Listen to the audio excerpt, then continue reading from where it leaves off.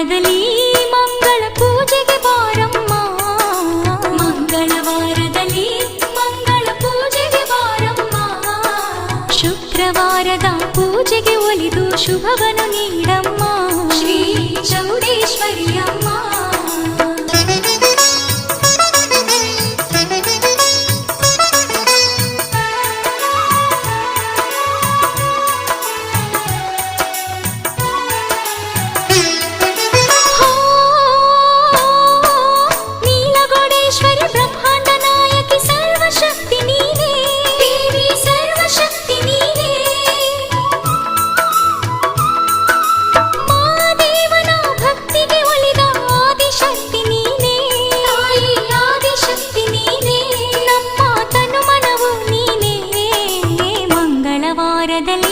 ಮಂಗಳ ಪೂಜೆಗೆ ಬಾರಮ್ಮ.